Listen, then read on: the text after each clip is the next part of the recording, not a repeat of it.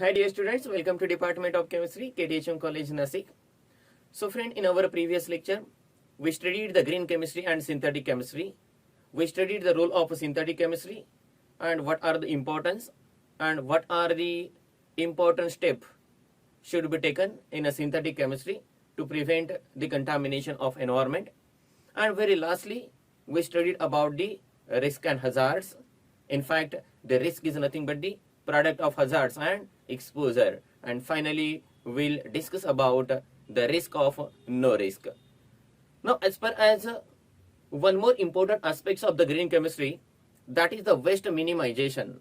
According to our discussion about the green chemistry, the green chemistry has a one important aim to reduce the waste, and therefore in the present session we will discuss about the waste reduction and waste prevention. Waste reduction and waste prevention. Waste reduction and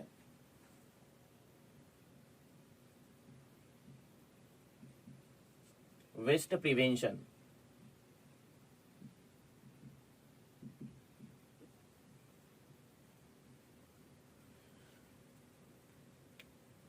Very basically,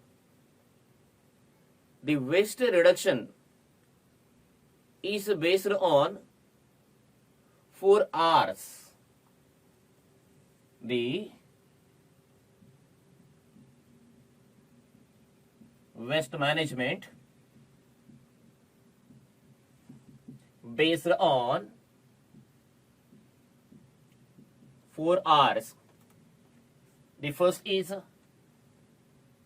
reduce. Second is recycle. Third one is reuse. And fourth one is recover. The waste should be reduced. It should be recycled. It should be reused. And it should be recover. So these are the 4 R's which helps to manage the waste material or the waste byproduct obtained during the synthesis of certain products. Actually, generation of waste product and the byproducts creates a burden on the environment, because there is a problem of their treatment as well as the disposal, whatever the physical nature or physical state of the waste, solid, liquid or gas. Before their disposal, it requires a treatment, and during disposal also, we have to go through the many more problems. And therefore, the minimization of a waste is one of the important aspects of a green chemistry. If we think about the chemical manufacturing, any chemical manufacturing, the chemical manufacturing involves the use of various types of solvents, various types of reagents as a catalyst. It also involves the formation of a certain toxic intermediate, hazardous and toxic byproducts. And therefore, such a type of contaminants, toxic materials, waste materials or the byproducts should be minimized. And hence, the waste reduction and waste prevention has to be taken in broad sense. Actually, if we think about the economy of any industries, the major part of the product formation means the cost of a product formation is the treatment and the disposal of the byproduct or the waste. And therefore, by implementing the aspect of a green chemistry, means by reduction of the waste, the industry will achieve the economical benefits, and therefore the use of a green chemistry is an important one. In case of agricultural field, the various types of byproducts, various types of wastage are there, which we call it as an biomass. In an industries, solid wastes are obtained. Liquid waste means we call it as effluents are produced. And various types of gases are evolved in the atmosphere as a waste. In case of hospitals, in case of medical laboratories, in case of clinical laboratories, the waste products are obtained. And we people are suffering from the problem of their disposal. In order to avoid all of these problems, the aspect of a green chemistry has to be implemented in that much a serious manner.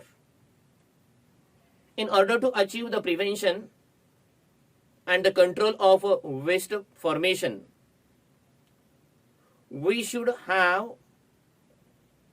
to go through certain important inspections. That is, the raw material should be examined.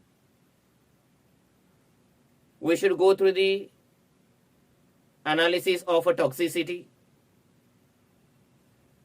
Then the exposure time.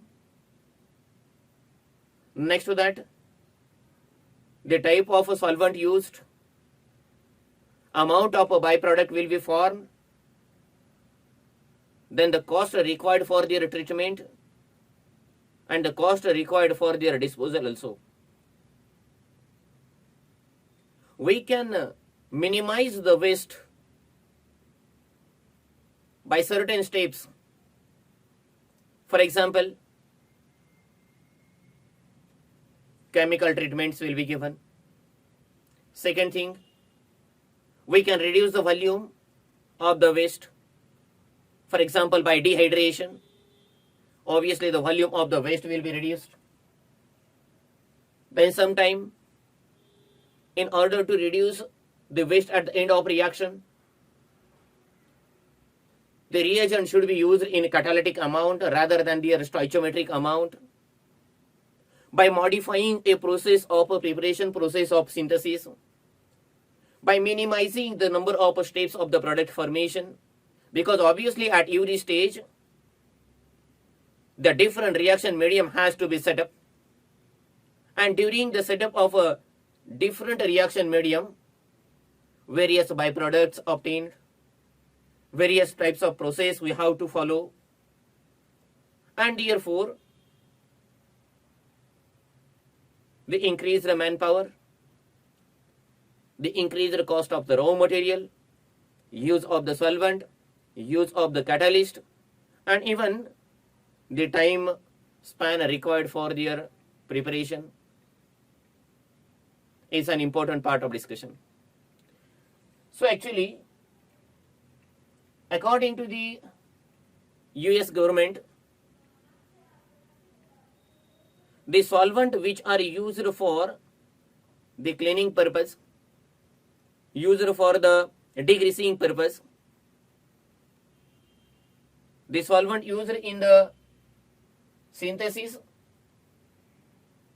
and even used in batteries, used in ink, used in paints, they are declared as a source of waste. Because as per as our previous discussion, many more volatile organic solvents are used for the cleaning purpose. They are used for degreasing purpose. And therefore, such a type of solvents are declared as a source of the waste material. The most important and crucial part of management of waste includes the development of a concept of the material balance. Development of concept of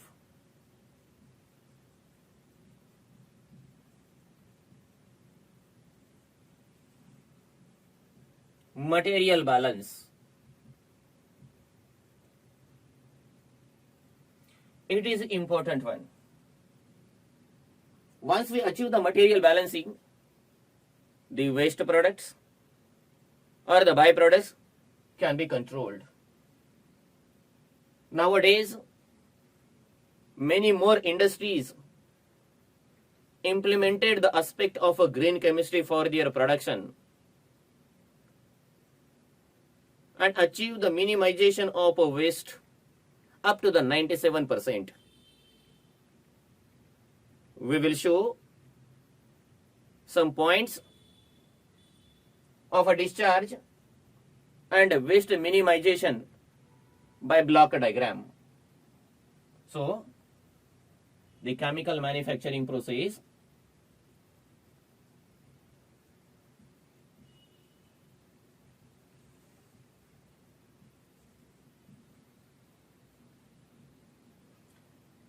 showing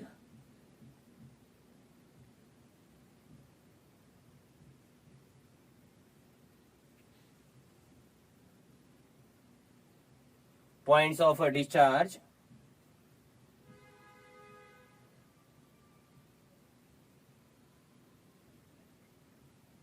and waste minimization. Suppose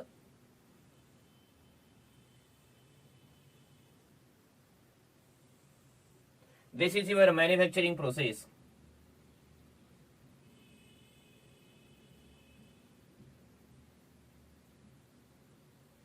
Obviously, we will add the reactants.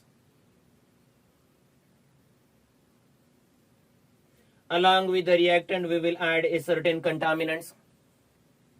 Contaminants in the sense solvent, catalyst, etc. Stabilizers, etc. So the contaminants.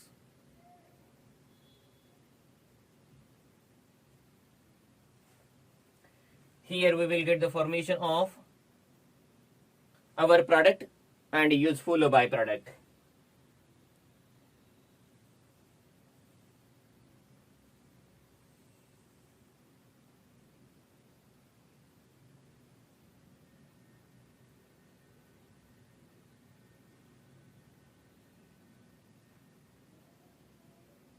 Product and useful product. Here we will get a certain discharge.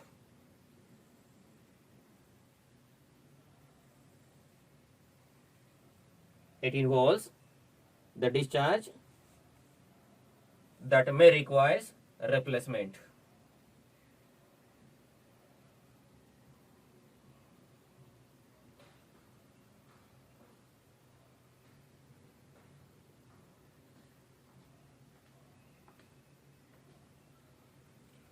Now obviously,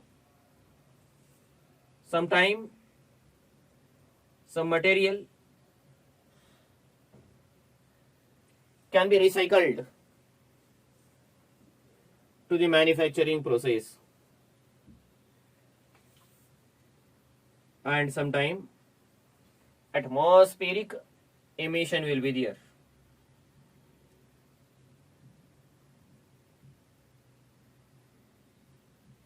So this is atmospheric emission. Here we will get wastewater or solid waste here.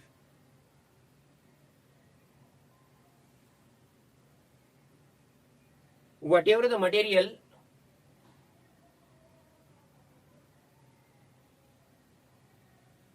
or discharge we will obtain here can be converted into the product or useful byproduct.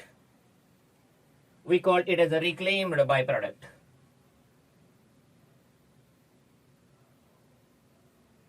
Reclaimed byproducts. We will provide a reaction media.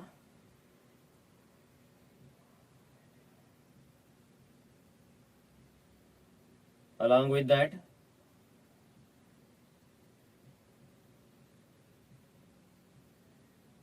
organic solvent, or we call it as a catalyst, will be added. So this is an overall about the block diagram which will give the point of discharge and waste minimization.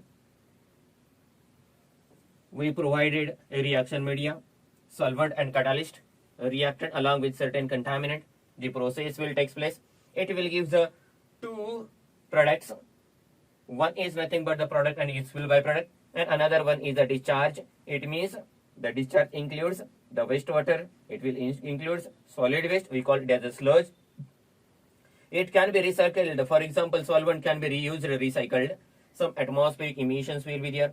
And among these discharge, some may be reclaimed as a byproduct and therefore can be attached to the block which contains a products and useful byproducts. So this is an overall about the waste and waste prevention. In fact, here we just introduce the points of waste formation. Now we will talk about the waste prevention.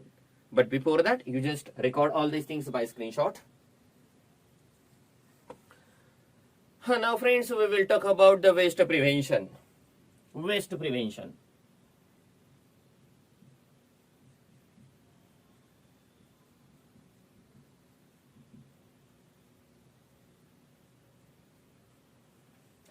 Okay, we saw the various points of waste generation and the various ways of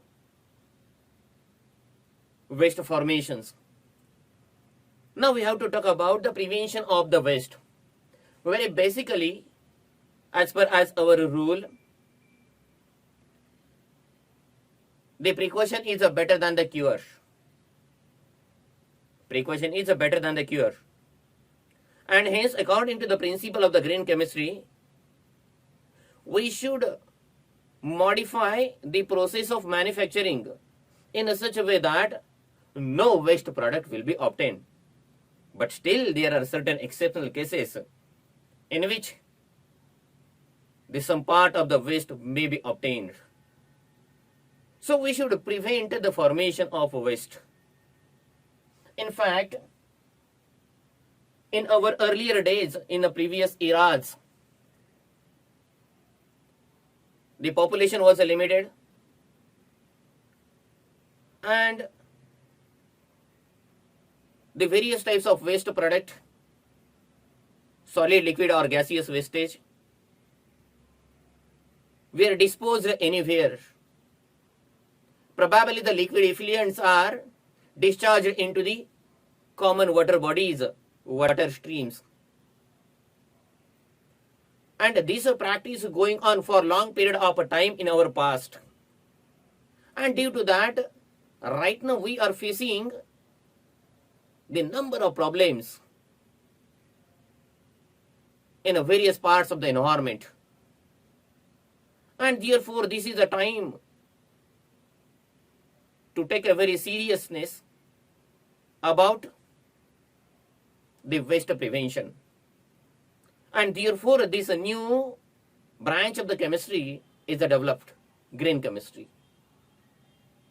So, in order to prevent the waste, we have to apply the principles of the green chemistry. So, what are the important basic principles of the green chemistry? Basic principles.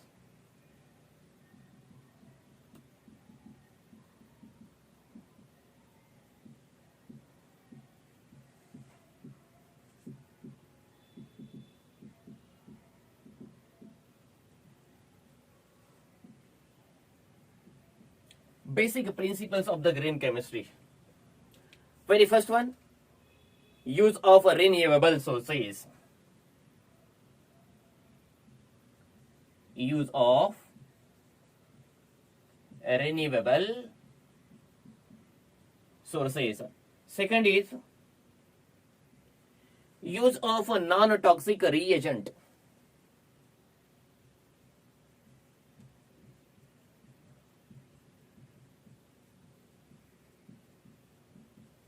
Use of non-toxic reagent. We should ensure that the non-toxic byproduct is liberated.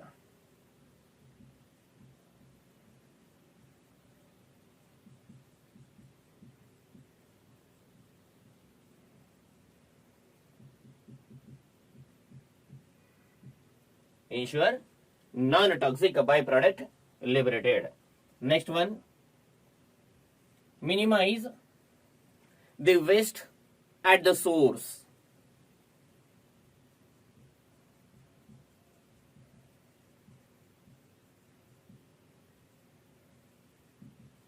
At the source. Next one,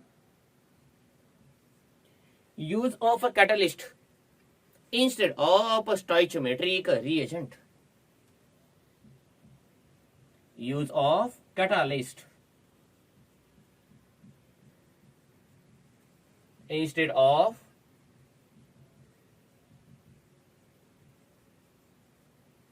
stoichiometric reagent. Next one, sixth, improvement of atom economy. Atom economy means what? Conversion of a maximum reactant into the fruitful product. We call it as atom economy. So, improve atom economy. Next one, use a solvent-free method, eco-friendly method, solvent-free method. Use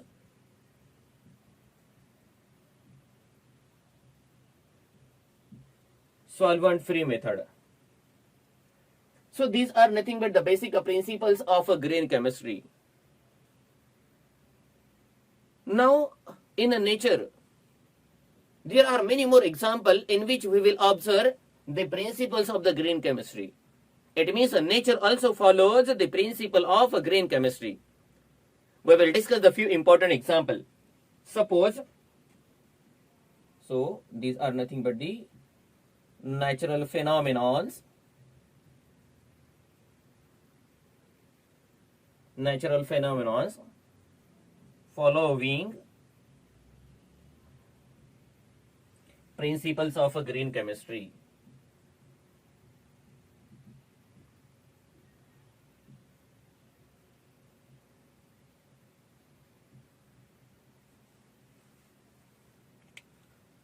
First example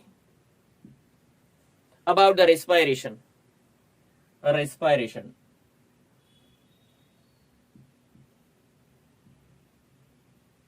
During respiration, what happened? In a respiration,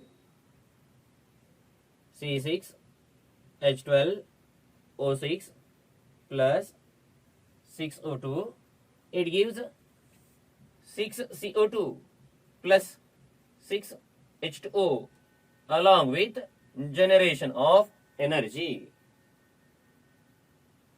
So in this case, all the products are non-toxic one. The product should be non-toxic. So the non-toxicity is maintained. So this is a natural one. Nature follows the rule of green chemistry. It was your first example. Secondly, fermentation process. Fermentation.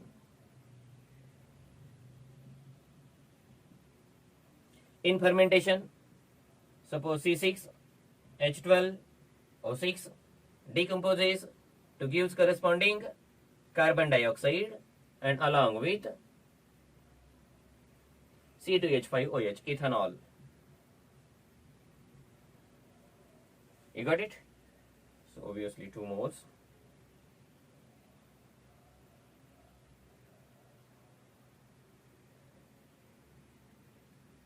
And 2 moles. Okay. So in this case also, the byproduct is a non-toxic. Third one, photosynthesis.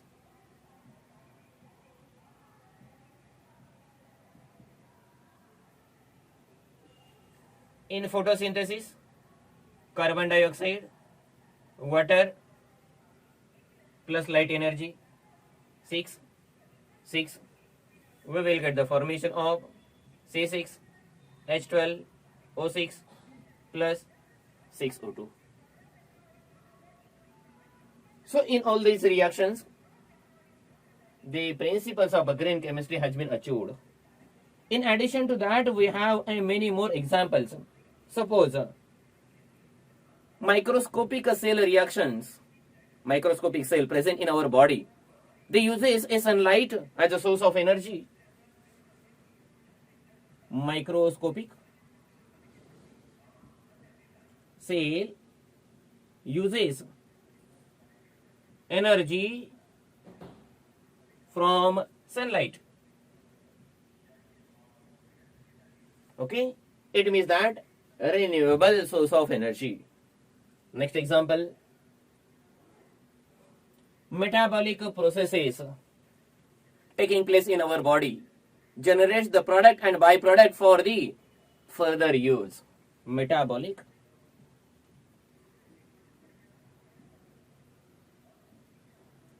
processes produce the product and byproduct for further use.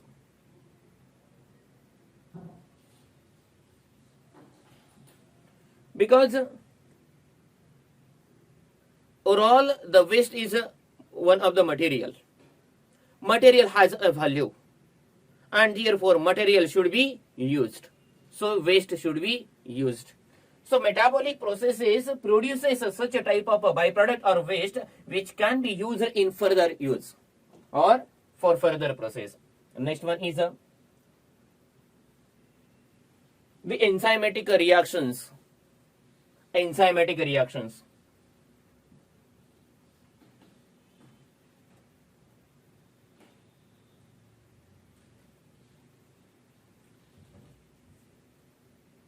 Enzyme catalyzed reactions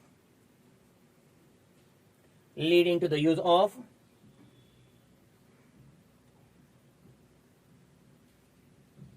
non-toxic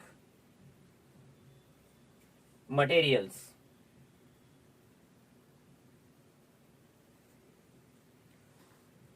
We can have an example of a certain enzymatic reactions.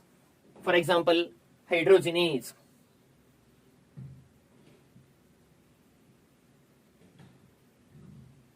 Hydrogenase enzyme. The hydrogenase enzyme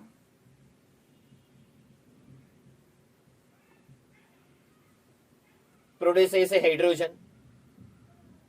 In the same way, we may have a nitrogenase.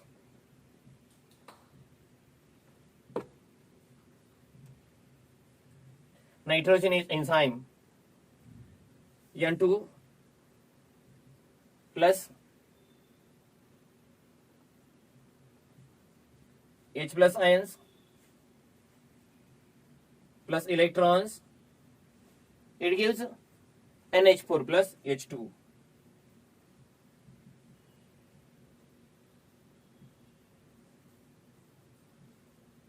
So in this way, these are the just certain examples. In addition to that, in bioluminescence, the approach of green chemistry has been proved. Bioluminescence.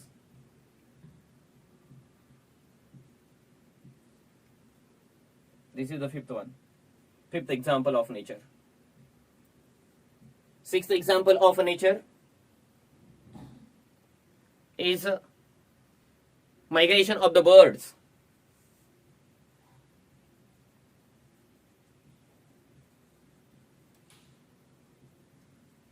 It is also one of the natural phenomenon which use or which run on the basis of principles of green chemistry. So friend, it was an account about the waste prevention and the basic principles of the green chemistry. Now we have to talk about the green technologies. Means we have to see the various examples of green technologies. But before that, you just record all these things by screenshot. So the examples of a green technology.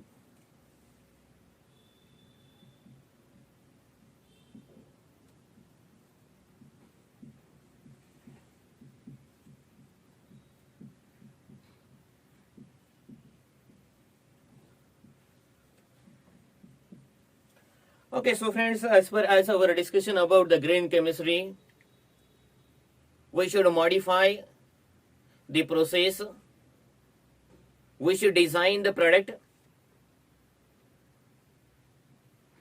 which will be helpful to maintain the environmental condition.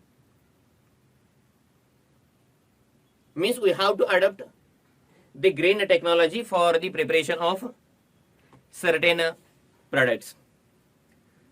In our day-to-day life, we are observing many more examples of green technology.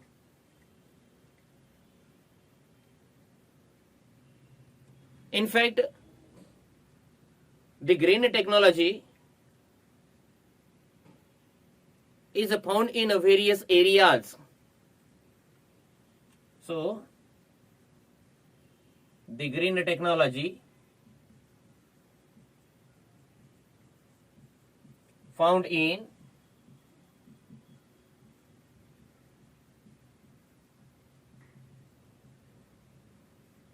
different areas. For example, energy,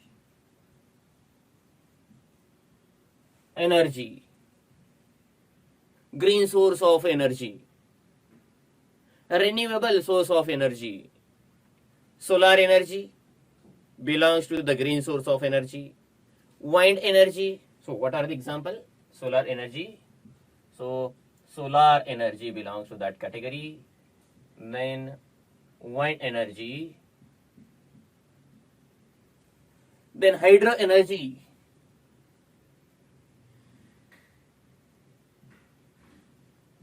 geothermal energy,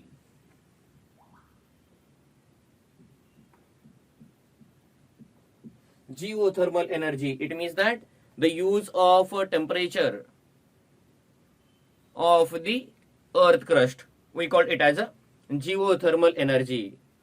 Then the biomass,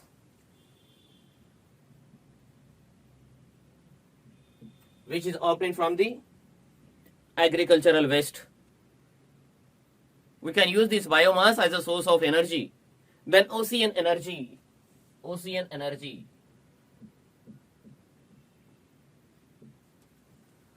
Okay, this is the first area of a green technology. Second is a green building.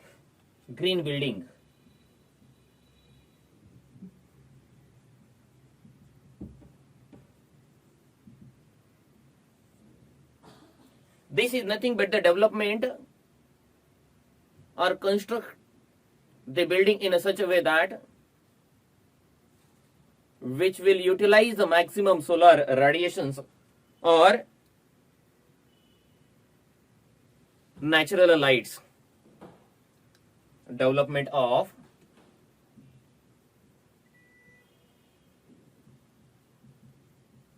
buildings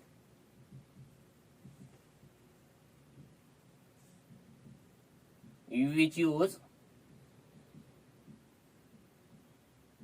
maximum light, solar light. This is and second area.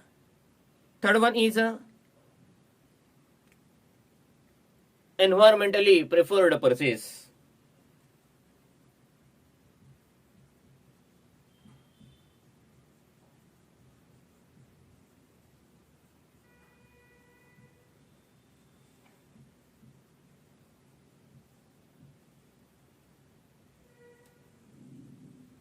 Environmentally preferred means a natural one. The next area is the green chemistry.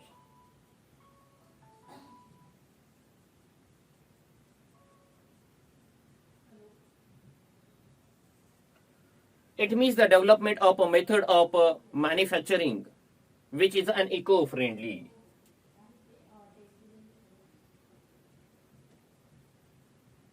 Development of method of manufacturing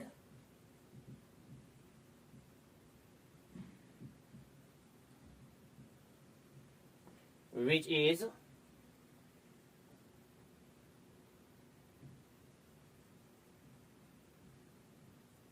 eco-friendly.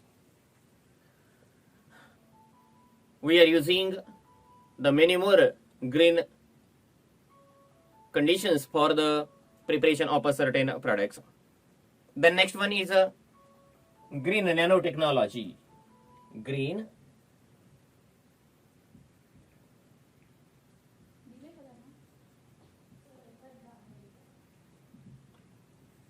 nanotechnology. The nanotechnology is also one of the very important and very interesting field which supports for the green chemistry. There are many more examples of green nanotechnologies. For example, first one, solar speaker.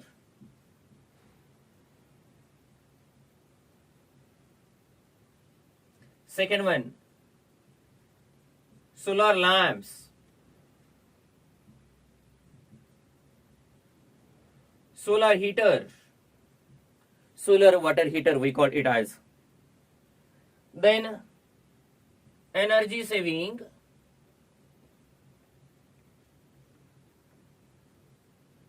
TVs.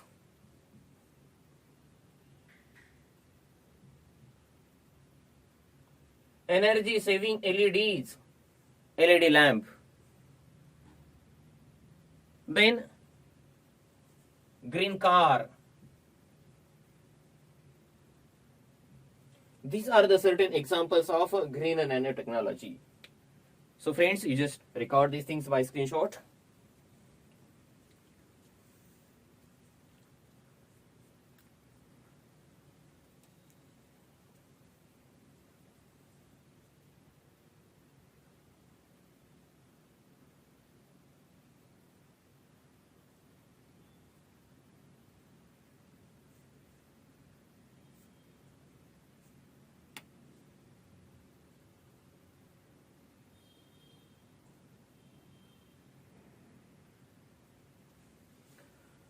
Okay, so student, in this lecture we studied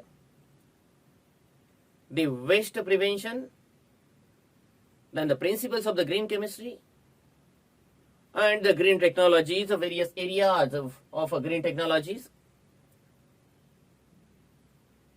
So friend, in this lecture we will stop here. In our next lecture we will start our next chapter. Thank you.